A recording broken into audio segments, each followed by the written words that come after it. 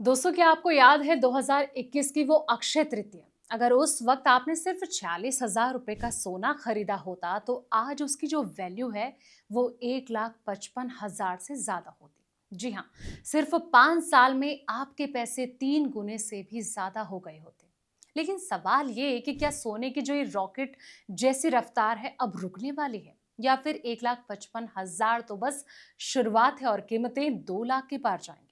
आज हम डिकोड करेंगे सोने की उस चाल के बारे में और साथ ही समझेंगे अभी तक का डेटा क्या कहता है। नमस्कार, मैं हूं आपके साथ संध्या बिष्ट और आप देख रहे हैं द इकोनॉमिक टाइम्स हिंदी। दोस्तों, पिछले 5 साल का अगर रिकॉर्ड देखा जाए तो इस दौरान हर साल अक्षय तृतीया पर 10 ग्राम सोने का एक एक सिक्का अगर खरीदा होता तो आपका निवेश 3,29,050 रुपए का होता, और आज की डेट में इस पर आपका जो रिटर्न है वो करीब 7,75,000 रुपए होता, यानी कि आप 135% रिटर्न कमा चुके होते। 2021 में अक्षय तृतीया पर सोने का जो रेट है वो 46,500 रुपए प्रति 10 ग्राम था, और 2022 में ये 51,510 रुपए, 2023 में 61,300 रुपए, और 2024 में ये 73,240 रुपए, और 2025 में 96,500 रुपए था। दोस्तों, कीमतों में तेजी के बावजूद अक्षय तृतीया से पहले सोने की जो डिमांड है वो मजबूत बनी हुई है। वर्ल्ड गोल्ड काउंसिल के रीजनल सीईओ सचिन जैन का ये कहना है कि अक्षय तृतीया देश में सोने की खरीदारी करने का दूसरा सबसे बड़ा त्योहार है। इस साल की शुरुआत में कीमतों में आई तेजी से निवेशक सतर्क रुख अपना रहे हैं, लेकिन इसकी बुनियादी मांग बनी हुई है। हालिया भू राजनीतिक तनाव के कारण सोने की जो कीमत है इसमें उतार चढ़ाव देखने को मिल रहा है। ये सोने की सुरक्षित निवेश की अपील को दिखाता है। अब जानते हैं कि आखिर ग्राहकों का व्यवहार क्या है। तो इस दौरान ग्राहकों के व्यवहार में भी बदलाव देखने को मिला है।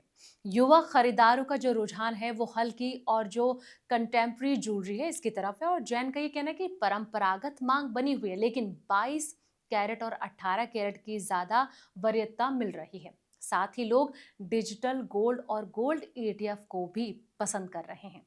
दोस्तों, कुल मिलाकर अक्षय तृतीया पर सोने की खरीदारी को लेकर पॉजिटिव मोमेंटम दिख रहा है। कोटक नियो रिसर्च की एक रिपोर्ट के मुताबिक ये कहा जा रहा है कि कॉइन और बार जैसे जो निवेश हैं, ये प्रोडक्ट जो होते हैं इसमें लोगों की ज्यादा दिलचस्पी दिख रही है। ये दिखाता है कि लोग ज्वेलरी के बजाय निवेश के रूप में सोने को पसंद कर रहे हैं। रिपोर्ट के मुताबिक शॉर्ट टर्म में उतार चढ़ाव देखने को मिल रहा है। रिटेल निवेशकों को अपने जो पोर्टफोलियो है इसमें 8 से लेकर 15% गोल्ड एलोकेशन बनाए रखने की जरूरत है।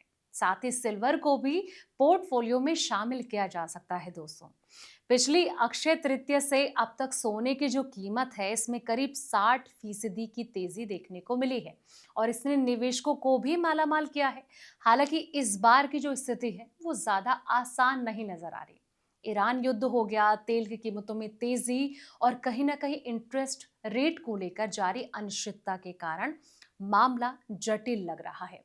अब सवाल ये कि कहां तक जाएगी इसकी कीमत। तो एक्सिस सिक्योरिटीज में सीनियर रिसर्च एनालिस्ट देविया गलगानी का ये कहना है कि 2026 में सोने में पॉजिटिव ट्रेंड बने रहने की उम्मीद नजर आ रही है। इस साल के आखिर तक सोने की कीमत जो है वो 1,70,000 रुपए से लेकर 1,85,000 रुपए तक पहुंचने की उम्मीद नजर आ रही है। पिछले 5 साल में दोस्तों सोने ने स्ट्रॉन्ग रिटर्न दिया है। पिछले 2 साल में डॉलर टर्म में सोने ने 40% और 47% गेन दिया है। इस साल जनवरी के आखिर में सोना ऑल टाइम हाई पर पहुंच गया था, लेकिन उसके बाद प्रॉफिट बुकिंग और ईटीएफ आउटफ्लो के कारण सोने की कीमत में गिरावट दर्ज की गई। फिलहाल सोने की रेंज में ट्रेंड जो है वो कर रहा है, लेकिन इसे लेकर ब्रॉडर आउटलुक पॉजिटिव बना हुआ है। दुनिया के कई देशों के सेंट्रल बैंक सोने की खरीद जो है वो जमकर कर रहे हैं। दोस्तों, दुनिया का कर्ज बढ़ रहा है और दुनिया के कई हिस्सों में अब भी तनाव की स्थिति बनी हुई है। ये सोने में तेजी के लिए आदर्श स्थिति है।